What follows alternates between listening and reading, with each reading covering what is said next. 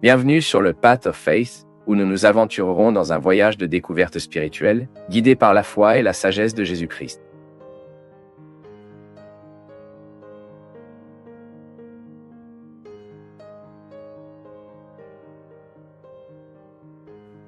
Les Ammonites étaient les descendants de Ben-Ami, le fils de Lot, avec sa plus jeune fille.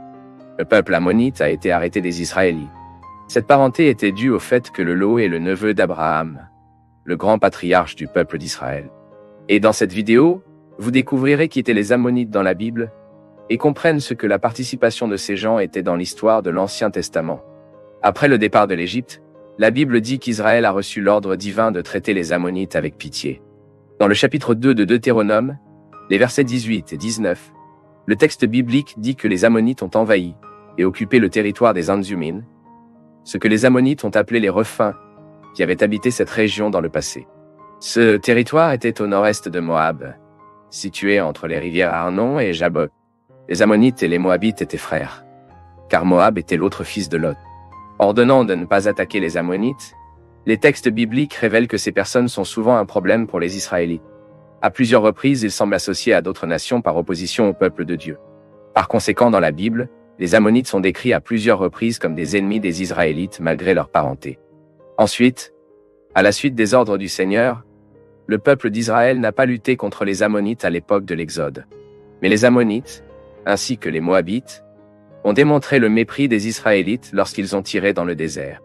Il semble qu'ils aient également été impliqués dans le plan de Balak, roi de Moab, en association avec les Midianites pour nuire à Israël.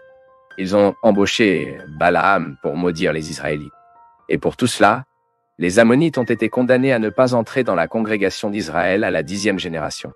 À ce sujet, le texte biblique dit « aucune Ammonite, ni Moabita, ou l'un de ses descendants jusqu'à ce que la 10e génération puisse entrer dans le assemblage du Seigneur, car ils ne vous ont pas rencontré du pain et de l'eau sur le chemin lorsque vous avez quitté l'Égypte. De plus, ils ont convoqué Balaam, fils de Béor, pour venir de Pétor, en Mésopotamie, pour prononcer la malédiction contre vous. Cependant, le Seigneur, son Dieu, n'a pas servi Balaam et a transformé la malédiction en bénédiction pour vous. Car le Seigneur, son Dieu, les aime.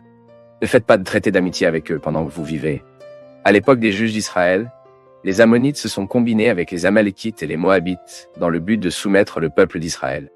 Cette oppression d'Israël a duré 18 ans et a pris fin lorsque Hud a tué Eglon, le roi de Moab.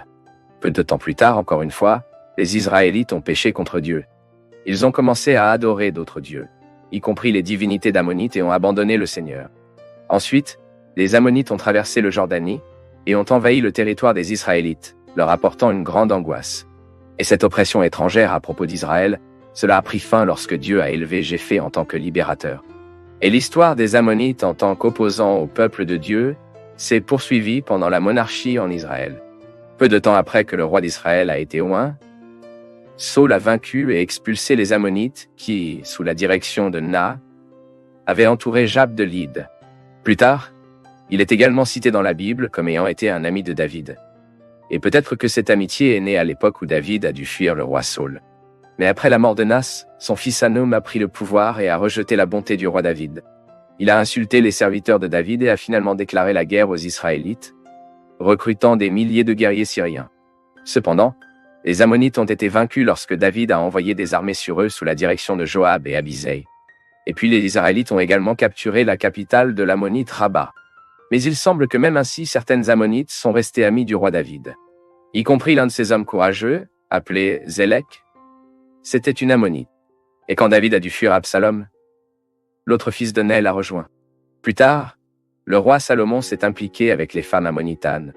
L'un d'eux, du nom de Naama, était la mère de son fils Roboam. Mais l'implication de Salomon avec les femmes étrangères, y compris les Ammonites, était désastreuse. Pour leur plaire, il a finalement adoré les faux dieux. Parmi ces divinités, il y avait Milcom ou Moloch, qui était le dieu national des Ammonites. Salomon a même construit des autels dédiés à ces faux dieux qui n'ont été détruits qu'avec les réformes du roi Josia. Déjà à l'époque du roi Jéhoshaphat, les Ammonites ont formé une coalition avec les Moabites et les Édomites pour attaquer Juda. Plus tard, les fils d'une femme ammonite ont comploté la mort de Joas, roi de Juda, et pendant les règnes d'Uzia et de Jotham, les Ammonites ont rendu hommage à Juda. les étrangers de Juda à l'époque du roi Jéhokim, et plusieurs prophètes du Seigneur ont prophétisé le jugement divin contre eux. En ce sens, la prophétie du Seigneur contre les Ammonites, à travers le prophète Ézéchiel, est assez éclairante. Écoutez la parole du Seigneur Jéhovah.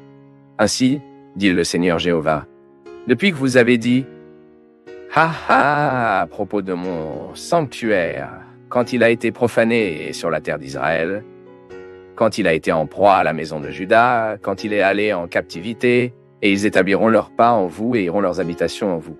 Ils mangeront vos fruits et prendront votre lait, et je ferai un chameau stable, et les fils d'Ammon un mouton choral, et vous saurez que je suis le Seigneur.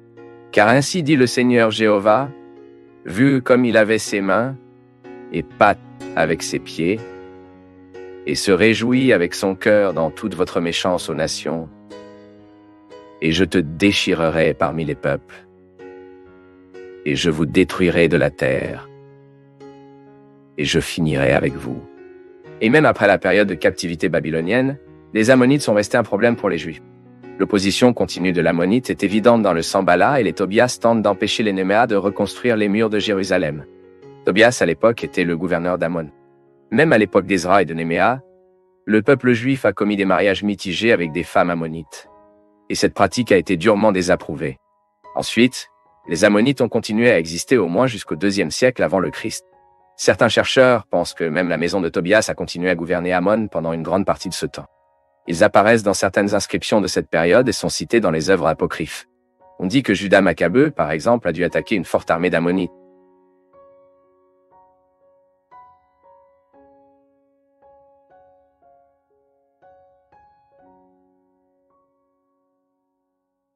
C'est un grand plaisir pour nous tous du Path of Faith d'être avec vous en ce moment.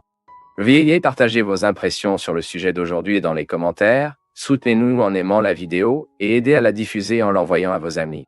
Abonnez-vous à la chaîne pour rester toujours connecté et recevoir nos nouvelles vidéos.